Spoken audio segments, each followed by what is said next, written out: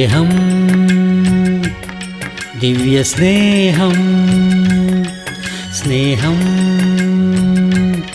ദിവ്യസ്നേഹം. Hallelujah! ദൈവത്തിന് സ്തോത്രം. യേശു ക്രിസ്തുവിന്റെ നാമത്തിൽ നിങ്ങൾക്കെല്ലാവർക്കും വന്ദനം.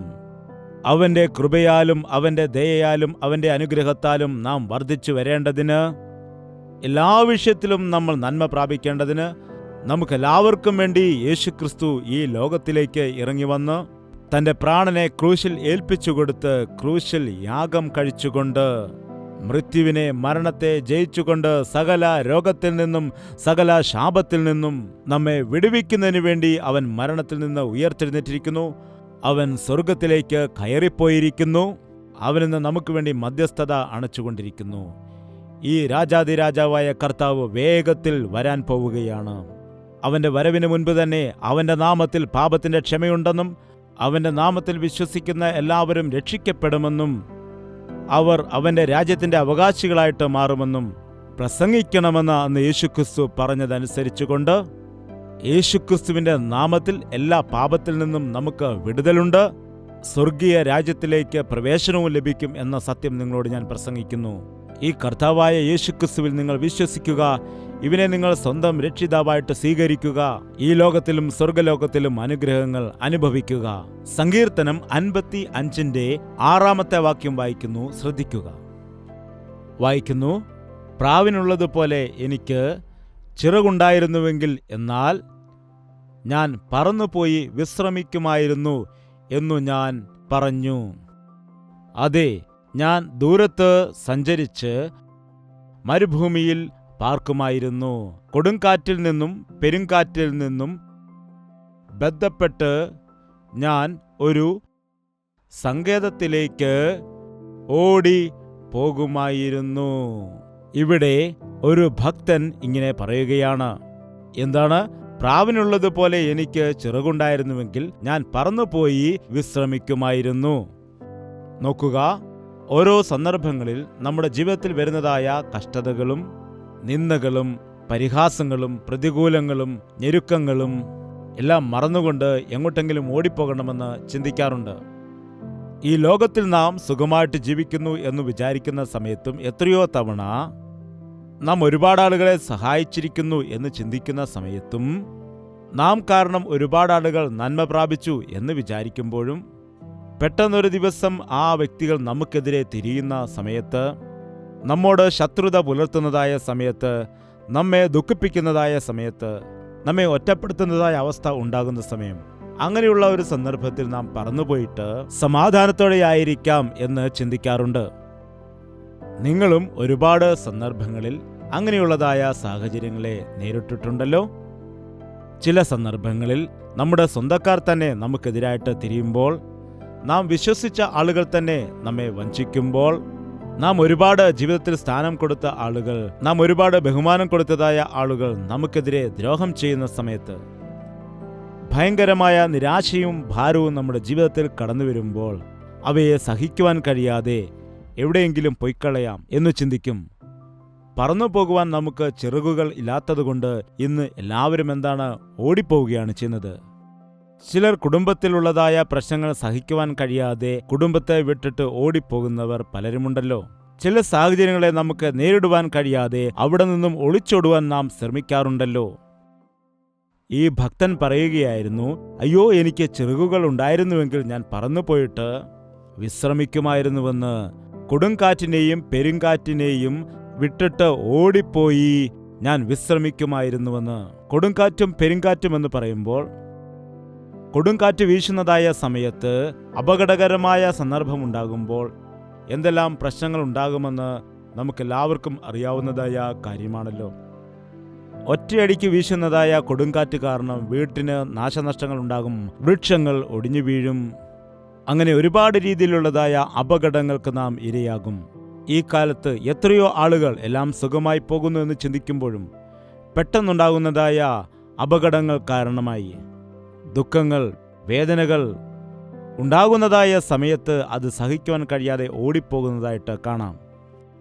നാം വിശ്വസിച്ചതായ ആളുകൾ ഒറ്റയടിക്ക് നമുക്കെതിരെ തിരിയുമ്പോൾ അല്ലെങ്കിൽ ഒറ്റയടിക്ക് നാം കഷ്ടപ്പെട്ട് സമ്പാദിച്ചതായ എല്ലാ പണവും നഷ്ടപ്പെട്ട് അല്ലെങ്കിൽ മോഷണം പോകുന്നതായ സമയത്ത്, അല്ലെങ്കിൽ നാം ഒരുപാട് സ്നേഹിച്ചതായ വ്യക്തികൾ പെട്ടെന്നുള്ള മരണത്തിന് ഇരയായിട്ട് മാറുമ്പോൾ, നീ ഒരുപാട് വിശ്വസിച്ചിരുന്നതായ നിന്റെ ഭർത്താവ് നിന്നെ വഞ്ചിക്കുന്ന സമയത്ത്, നീ ഒരുപാട് സ്നേഹിച്ച നിന്റെ ഭാര്യ നിന്നെ ഉപേക്ഷിച്ചിട്ട് കടന്നു പോകുമ്പോൾ, ആ സാഹചര്യങ്ങൾ നേരിടുന്നത് ഒരുപാട് കഷ്ടതയുള്ളതല്ലേ? അപമാനവും നിന്ദയും പരിഹാസവും എല്ലാം സഹിക്കുന്നത് എത്രയോ വേദനാജനകമായ കാര്യമാണ്. നീ എന്തുകൊണ്ടാണ് ഇങ്ങനെ സംസാരിക്കുന്നത്? എന്തുകൊണ്ടിങ്ങനെ പ്രവർത്തിക്കുന്നു? ഞാൻ ഒരിക്കലും നീ ഇങ്ങനെ സംസാരിക്കുമെന്ന് പ്രതീക്ഷിച്ചിട്ടില്ല എന്ന് പറയുന്ന വാക്കുകൾ കേട്ടിട്ടുണ്ടല്ലോ. ഈ ലോകത്തിൽ നാം ജീവിക്കുന്ന സമയത്ത് ഇവയെല്ലാം തന്നെ സർവ്വസാധാരണമാണെന്ന് നാം തിരിച്ചറിയണം. അതുകൊണ്ടാണ് മനുഷ്യനിൽ ആശ്രയിക്കുന്നതിനേക്കാൾ യഹോവയിൽ ആശ്രയിക്കുന്നത് നല്ലത് എന്ന് ദൈവത്തിന്റെ വചനം പറയുന്നത്.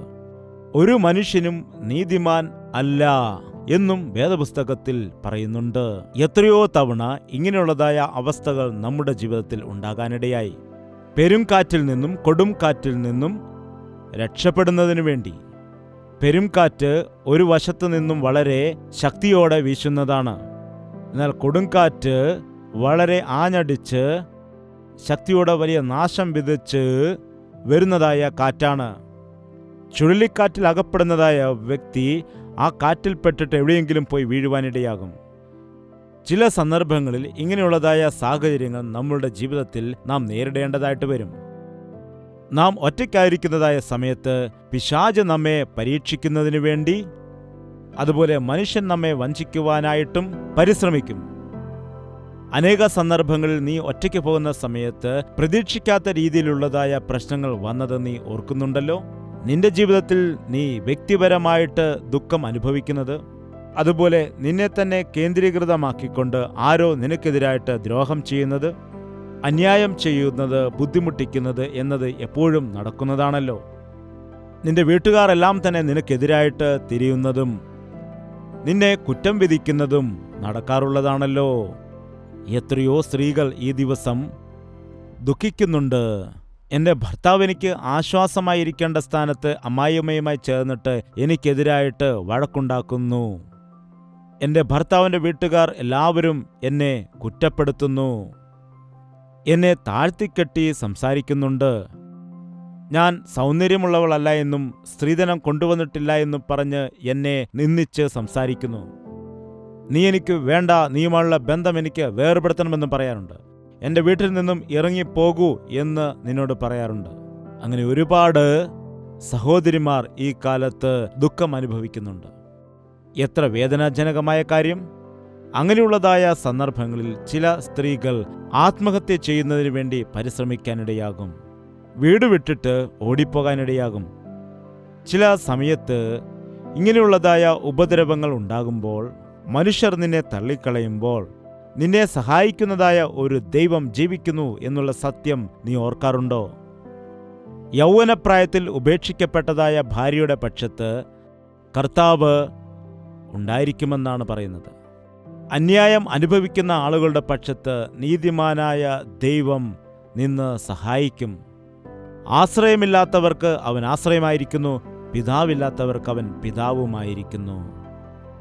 നീ എങ്ങനെയൊക്കെ അങ്ങനെയുള്ള പ്രശ്നങ്ങളിൽ നിന്ന് വിടുതൽ പ്രാപിച്ച് ഓടിപ്പോകാമെന്ന് വിചാരിച്ചാലും ശരി, വീണ്ടും വലിയ വലിയ പ്രതികൂലങ്ങൾ നിന്റെ ജീവിതത്തിൽ ഉണ്ടാവുക എന്നത് അല്ലാതെ നിനക്ക് യഥാർത്ഥമായ സമാധാനം ലഭിക്കുകയില്ല.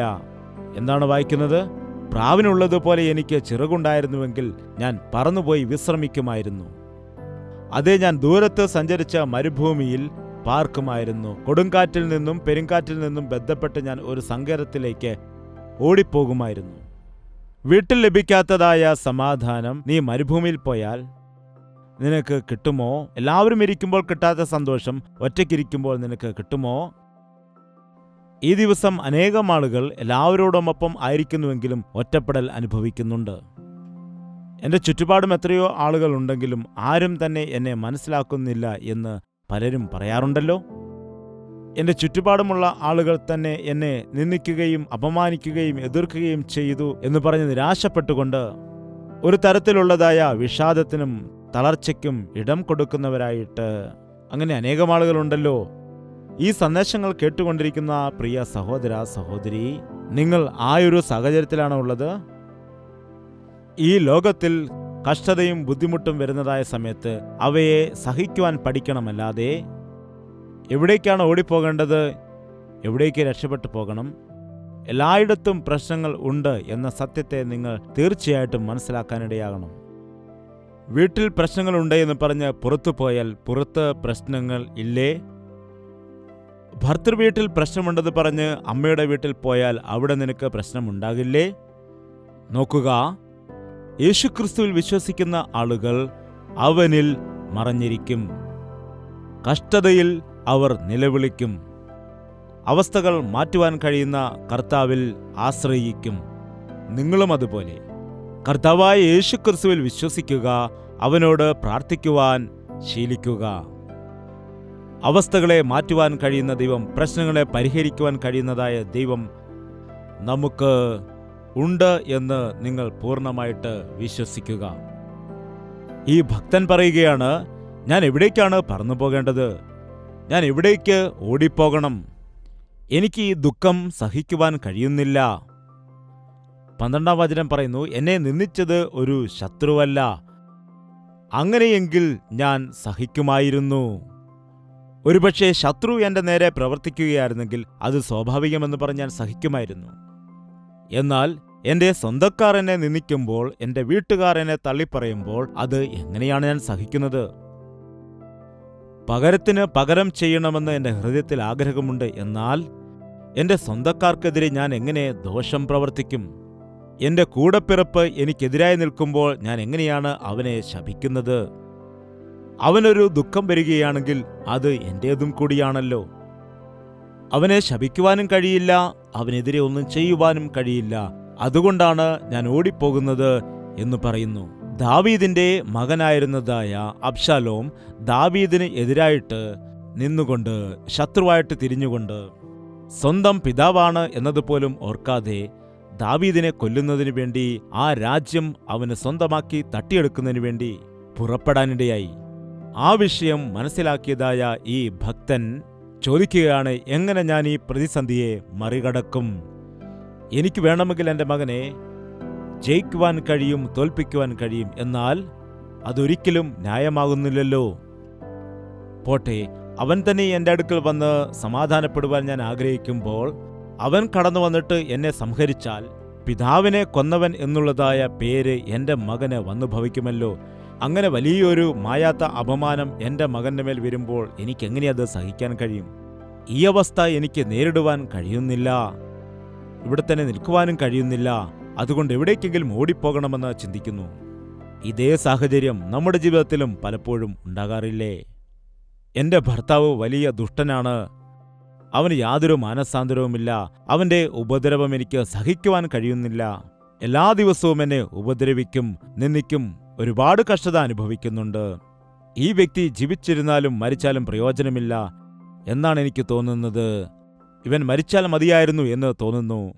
എന്നാൽ അവൻ മരിച്ചുപോയാലും എനിക്കാണല്ലോ കഷ്ടം, എനിക്കാണല്ലോ കുറവുണ്ടാകുന്നത്.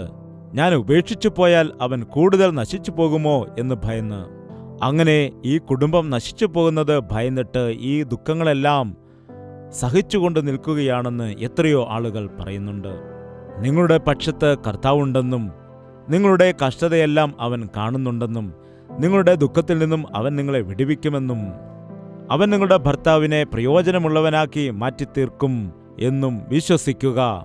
ഈ ദിവസം അനേകം ആളുകൾ യേശുക്രിസ്തുവിന്റെ നാമത്തിൽ വിശ്വസിച്ച് പ്രാർത്ഥിക്കുന്നതായ സമയത്ത് വേർപെട്ടുപോയ കുടുംബ ബന്ധങ്ങൾ പണിയപ്പെടുന്നു. മദ്യപാനികളായി തനിഷ്ഠക്കാരായി ജീവിക്കുന്ന ആളുകൾ മാനസാന്തരപ്പെട്ട് നന്നായിട്ട് അവരുടെ കുടുംബജീവിതം നയിക്കുന്നുണ്ട്. അവരുടെ മക്കളെ ദൈവഭയത്തിൽ വളർത്തുന്നു. നിങ്ങളുടെ കുടുംബത്തിലും യേശു കർത്താവ് ഒരു അത്ഭുതം ചെയ്യും. നമ്മുടെ സകല ശാപത്തിൽ നിന്നും അവൻ നമ്മെ വിടുവിച്ചിരിക്കുന്നു. നമ്മുടെ പാപത്തിന്റെ പരിഹാരമായി അവൻ രക്തം ഒഴുക്കിയിരിക്കുന്നു. അവൻ സർവശക്തനായിരിക്കുന്നു, സർവ അധികാരിയായിരിക്കുന്നു. നമ്മുടെ പ്രശ്നങ്ങൾക്ക് പരിഹാരം നൽകുവാൻ കഴിവുള്ളവനാകുന്നു. ഈ യേശുക്രിസ്തുവിൽ നിങ്ങൾ വിശ്വാസമർപ്പിച്ചുകൊണ്ട് നമ്മുടെ ദുഃഖങ്ങളും വേദനകളും ഞെരുക്കങ്ങളുമെല്ലാം ദൈവത്തിൻ്റെ സന്നിധിയിൽ വെച്ച് അവനോട് പറഞ്ഞുകൊണ്ട് പ്രാർത്ഥിക്കുന്നത് ശീലിക്കുക. നിങ്ങളുടെ പക്ഷത്തു നിന്ന് പ്രാർത്ഥിക്കുവാൻ ഞങ്ങളും ഒരുക്കമായിരിക്കുന്നു. ആ വിഷയങ്ങളെ ഞങ്ങളെ അറിയിക്കുക. പ്രാർത്ഥന കേൾക്കുന്ന ദൈവം തീർച്ചയായും മറുപടി നൽകും. എന്നെ നിന്ദിച്ചത് ഒരു ശത്രുവല്ല, എന്റെ നേരെ വമ്പു പറഞ്ഞത് എന്നെ പകയ്ക്കുന്നവനും അല്ല. എനിക്കെതിരെ നിൽക്കുന്ന വ്യക്തി, എന്നെ നിന്ദിക്കുന്ന വ്യക്തി എൻ്റെ ശത്രുവല്ല. ശത്രുവായിരുന്നുവെങ്കിൽ എനിക്ക് അവൻ്റെ നേരെ തിരിഞ്ഞ് അവനെ സംഹരിക്കാൻ കഴിയുമായിരുന്നു, അവനെ ശിക്ഷിക്കുവാൻ കഴിയുമായിരുന്നു. എന്നാൽ എൻ്റെ നേരെ തിരിഞ്ഞിരിക്കുന്ന വ്യക്തി എൻ്റെ ശത്രുവല്ല. 13-ാം വാക്യം. നീയോ എന്നോട് സമനായ മനുഷ്യനും എൻ്റെ സഖിയും എൻ്റെ പ്രാണസ്നേഹിതനുമായിരുന്നു. ആരാണിവൻ? എനിക്ക് സമനായ മനുഷ്യനും എൻ്റെ സഖിയും എൻ്റെ പ്രാണസ്നേഹിതനും. എൻ്റെ സഹപ്രവർത്തകൻ എൻ്റെ നേരെ തിരിയുകയാണെങ്കിൽ ഞാൻ എന്താണ് ചെയ്യേണ്ടത്? ദൈവം ഭാര്യയെ തക്കതായ തുണയായിട്ട് പുരുഷന് കൊടുക്കാനിടയായി. ആ പുരുഷന് നേരെ തൻ്റെ സ്വന്തം ഭാര്യ തന്നെ തിരിയുകയാണെങ്കിൽ അവൻ എന്തു ചെയ്യാൻ കഴിയും? കലഹിക്കുന്നവളോടൊപ്പം താമസിക്കുന്നതിനേക്കാൾ മരുഭൂമിയിൽ പോയി ഒറ്റയ്ക്കിരിക്കുന്നതാണ് നല്ലത് എന്ന് സദൃശവാക്യങ്ങളിൽ പറയുന്നു. എത്രയോ സ്ത്രീകൾ ഇന്ന് കലഹക്കാരികളായിട്ട് തീരുന്നുണ്ട്. ഭർത്താവിനെ സംശയിക്കുകയും ഭർത്താവിനെ വഞ്ചിക്കുകയും ചെയ്യുന്ന എത്രയോ സ്ത്രീകൾ ഇന്നുണ്ട്. നിങ്ങളും അങ്ങനെയുള്ള അവസ്ഥയിലാണോ?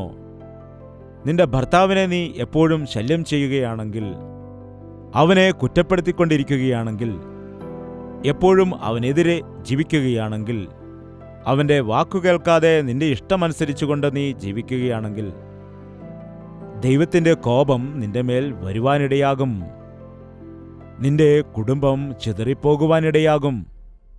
തക്ക തുണയായിരിക്കേണ്ടതായ നീ ഭർത്താവിനെതിരായി തിരിയുകയാണെങ്കിൽ ആ കുടുംബം എങ്ങനെ മുൻപോട്ടു പോകും? എത്രയോ സ്ത്രീകൾ ഈ കാലത്ത് ഭർത്താവിനോട് കലഹിക്കുന്നുണ്ട്. ഭാര്യ എന്ന നിലയിൽ അനുസരണത്തോടെ നിൽക്കുകയാണെങ്കിൽ അത് നിനക്ക് ഏറ്റവും നന്മയാകുന്നു. അത് നിനക്കെത്രയോ അനുഗ്രഹമാണ്. ഭാര്യമാരെ, നിങ്ങളുടെ സ്വന്തം പുരുഷന് കീഴടങ്ങിയിരിക്കുക എന്ന് ദൈവത്തിന്റെ വചനം പറയുന്നു. തക്ക തുണയായിരിക്കേണ്ടതായ നീ തന്നെ നിന്റെ ഭർത്താവിന് ശത്രുവായി തീർന്നാൽ ആ കുടുംബം നശിച്ചു പോകും. അതുപോലെ തന്നെ എത്രയോ പുരുഷന്മാർ ഭാര്യമാരെ പരിപാലിക്കേണ്ടതായ അവർ, കുടുംബത്തെ പോറ്റേണ്ട അവർ ഭാര്യയെ അപമാനിക്കുകയും അതുപോലെ ഏതു സമയത്തും താഴ്ത്തിക്കെട്ടുകയും നിന്ദിക്കുകയും ചെയ്യുന്നതായിട്ട് കാണുന്നു. തന്റെ വീട്ടുകാരുടെ മുൻപിൽ വെച്ച് ഭാര്യയെ അപമാനിക്കുന്നത്, മറ്റുള്ളവർ മുൻപിൽ വെച്ച് ഭാര്യയെ കളിയാക്കി സംസാരിക്കുന്നത് എത്ര നീചകരമായ കാര്യമാണ്. മറ്റുള്ളവരുടെ മുൻപിൽ വെച്ച് തന്നെ നിന്റെ ഭാര്യയെ നീ നിന്ദിച്ചാൽ അത് നിനക്കും അപമാനകരമാണെന്നത് നിനക്കറിയില്ലേ? എത്രയോ പുരുഷന്മാർ ഇന്ന് തങ്ങളുടെ ഭാര്യയെ അപമാനിക്കുന്നുണ്ട്, അവർക്കെതിരെ അന്യായം ചെയ്യുന്നുണ്ട്. പരസ്ത്രീ വ്യാമോഹത്തിൽപ്പെട്ടുകൊണ്ട് ഭാര്യയെ ഉപേക്ഷിക്കുക മാത്രമല്ലാതെ അനേക രീതിയിൽ അവരെ ഉപദ്രവിക്കുകയും നിന്ദിക്കുകയും ദുഃഖിപ്പിക്കുകയും ചെയ്യുന്ന ആളുകളായിരിക്കുന്നു. അതുകൊണ്ട് എത്രയോ സ്ത്രീകൾ സ്വന്തം വീട്ടിലേക്ക് മടങ്ങിപ്പോകുന്നുണ്ട്. അവിടെയും ജീവിക്കുവാൻ കഴിയാതെ അവസാനം പെരുവഴിയിലാകുന്നു, അല്ലെങ്കിൽ ആത്മഹത്യ ചെയ്തുകൊണ്ട് മരിക്കുകയും ചെയ്യുന്നു. അങ്ങനെയുള്ള അവസ്ഥയിലാണോ നിങ്ങളുള്ളത്? ഈ ദിവസം നിങ്ങളുടെ കുടുംബത്തെ കെട്ടിപ്പടുക്കണം എന്ന വിഷയം നിങ്ങൾ ഓർക്കുക. കഷ്ടതയിൽ നിന്ന് നിങ്ങൾക്ക് ഓടിപ്പോകാമെന്ന് വിചാരിച്ച് എവിടെ ചെന്നാലും അവിടെയും കഷ്ടത ഉണ്ടാകും എന്നുള്ള കാര്യം ഓർക്കുക. നീ എവിടേക്ക് ഓടിപ്പോയാലും ശരി, നിന്റെ പ്രശ്നങ്ങൾ നിന്നെ പിന്തുടരും എന്നുള്ളതായ സത്യം മനസ്സിലാക്കുക. നിങ്ങളുടെ പ്രശ്നങ്ങളെയും ഭാരങ്ങളെയും കർത്താവിൻ്റെ മേൽ വയ്ക്കുക. യേശു കർത്താവിൻ്റെ മുൻപിൽ നിങ്ങളുടെ ഭാരങ്ങൾ അർപ്പിച്ചുകൊണ്ട് പ്രാർത്ഥിക്കുക.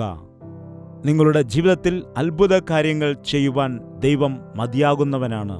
എൻ്റെ സഹപ്രവർത്തകൻ എൻ്റെ നേരെ തിരിയുന്നു, എൻ്റെ സ്നേഹിതൻ എൻ്റെ നേരെ തിരിയുന്നു, എൻ്റെ പരിചയക്കാർ എൻ്റെ നേരെ തിരിയുന്നു.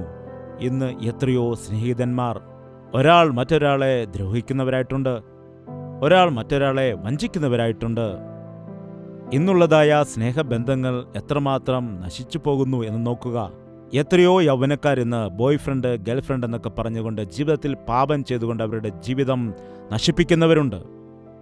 എന്നെ സ്നേഹിക്കുന്നുവെന്ന് പറഞ്ഞു, എന്നെ വിവാഹം കഴിക്കാമെന്ന് പറഞ്ഞു, എനിക്ക് വേണ്ടി ജീവൻ നൽകാമെന്ന് പറഞ്ഞു, അവസാനം എന്നെ വഞ്ചിച്ചു എന്ന് പറഞ്ഞ് കരയുന്ന എത്രയോ സഹോദരിമാരുണ്ട്. എന്നെ തന്നെ വിവാഹം കഴിക്കാമെന്ന് വാക്ക് തന്നിട്ട് ഞാൻ അവൾക്ക് വേണ്ടി എത്രയോ ഉപകാരങ്ങൾ ചെയ്തു കൊടുത്തു, അവസാനം എന്നെ മറന്ന് വേറൊരുവനെ വിവാഹം കഴിച്ചിട്ട് പോയി എന്ന് പറഞ്ഞ് കുറ്റപ്പെടുത്തുന്നതായ എത്രയോ യൗവനക്കാരുമുണ്ട്. നോക്കൂ, വിവാഹം എല്ലാ കാര്യത്തിലും ഉത്തമമായതാണ്. തെറ്റായ സ്നേഹബന്ധങ്ങളിൽപ്പെട്ടിട്ട് ആ സ്നേഹിതൻ എനിക്കെതിരെ ദ്രോഹം ചെയ്തു എന്ന് പറയുന്നത് അജ്ഞാനമാണ്. നോക്കുക, നീ വിശ്വസിക്കുന്ന ആളുകൾ നിന്നെ വഞ്ചിച്ചേക്കാം. നിന്റെ കൂടെ ഉണ്ടാകുമെന്ന് പറയുന്ന ആളുകൾ നിന്നെ വിട്ടുപോയേക്കാം. നിന്നെ സഹായിക്കാമെന്ന് പറയുന്ന ആളുകൾ നിന്നെ ഒരുപക്ഷെ വഞ്ചിച്ചേക്കാം എന്ന വിഷയം ഞാൻ നിങ്ങളോട് പറയേണ്ട കാര്യമില്ല. മനുഷ്യനെ വിശ്വസിക്കുന്ന വ്യക്തികൾ വഞ്ചിക്കപ്പെട്ടു പോയേക്കാം. അതുകൊണ്ടാണ് നിന്നെ സൃഷ്ടിച്ച സൃഷ്ടികർത്താവായ ദൈവത്തിൽ വിശ്വാസമർപ്പിക്കുവാൻ പറയുന്നത്. ദൈവത്തിന്റെ ഹിതപ്രകാരം വിവാഹം ചെയ്യുക. ദൈവത്തോട് ഭയവും ഭക്തിയുമുള്ള വ്യക്തിയുമായിട്ട് കൂട്ടായ്മ അനുഷ്ഠിക്കുക. ഒരുപക്ഷെ ആ വ്യക്തികളും നിന്നെ വഞ്ചിക്കുകയാണെങ്കിൽ വലിയ ഗുരുതരമായ ഒരു പ്രശ്നം നടന്നു എന്ന് ചിന്തിക്കാതെ, ഇത് സർവ്വസാധാരണമാണ് എന്ന് ചിന്തിച്ചുകൊണ്ട് വിഷമിക്കാതെ, ദുഃഖിക്കാതെ, ഒളിച്ചോടുവാൻ വേണ്ടി പരിശ്രമിക്കാതെ അതിനെ നേരിടുവാൻ ശീലിക്കുക.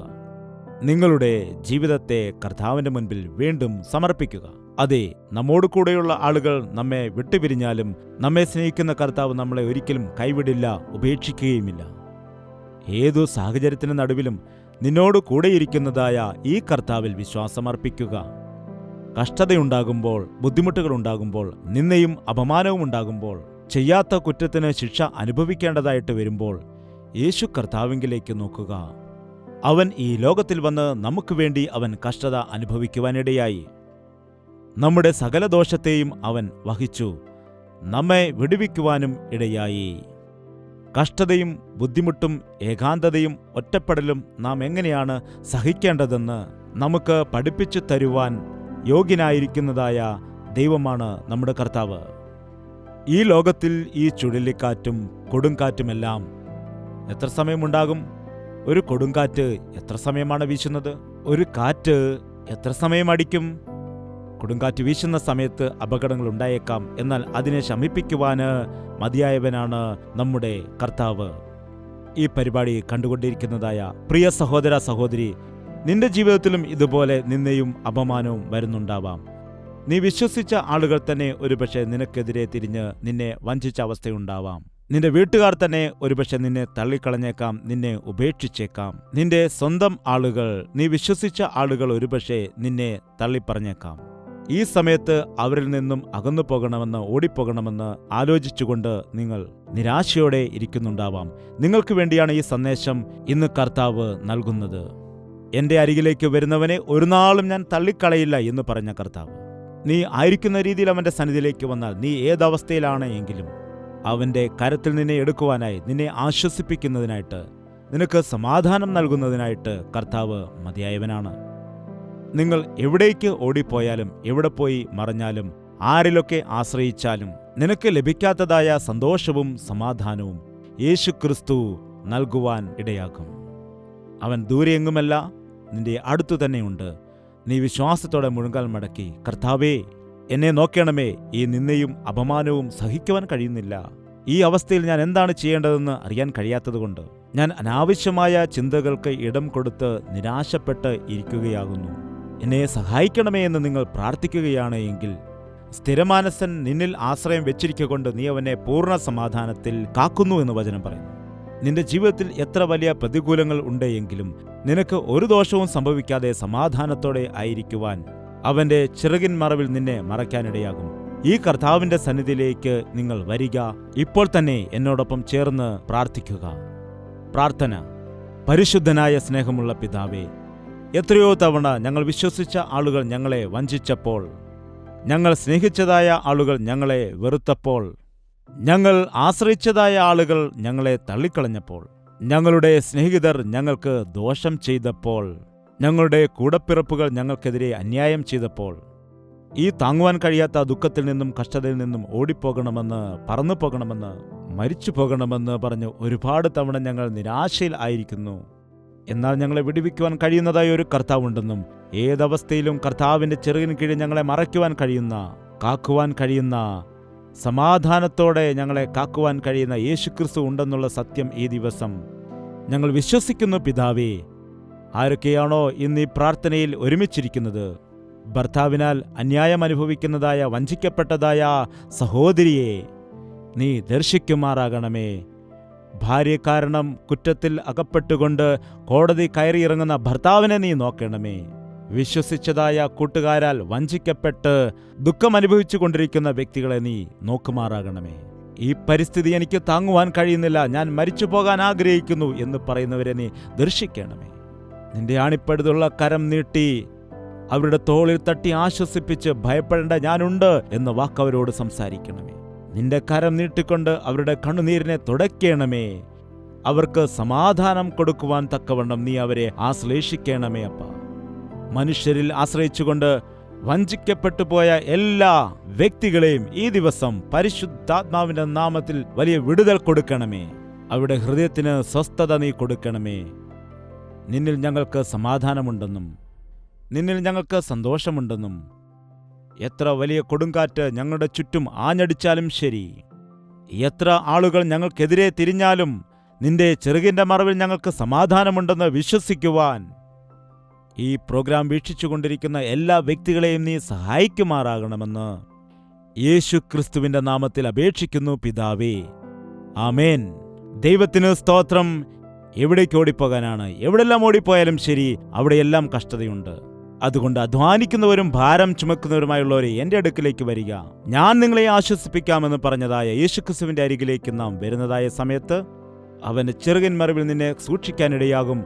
ഒരു ആപത്തും വരുവാതെ നിന്നെ കാക്കുവാനിടയാകും.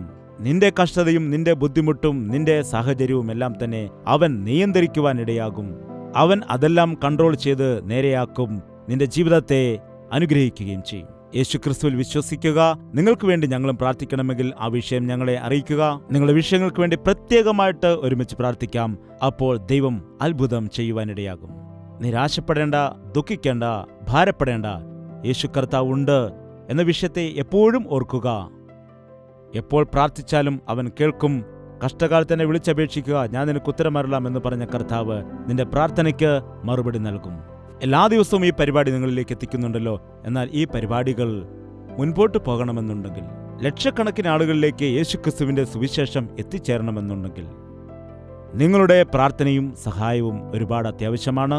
കർത്താവ് നിങ്ങളെ പ്രേരിപ്പിക്കുന്നുണ്ടെങ്കിൽ നിങ്ങളുടെ സംഭാവനയും സഹായവും ഓൺലൈനിൽ കൂടിയും DDMOയിൽ കൂടിയും അയക്കുക. നിങ്ങളുടെ സൗകര്യത്തിന് വേണ്ടി ഓൺലൈൻ അക്കൗണ്ട് നമ്പർ ഇപ്പോൾ സ്ക്രീനിൽ കൊടുക്കുന്നുണ്ട്. ഇതിനെക്കുറിച്ച് കൂടുതൽ വിവരങ്ങൾക്കായി 08939393939 എന്ന നമ്പറിലേക്ക് വിളിക്കുക.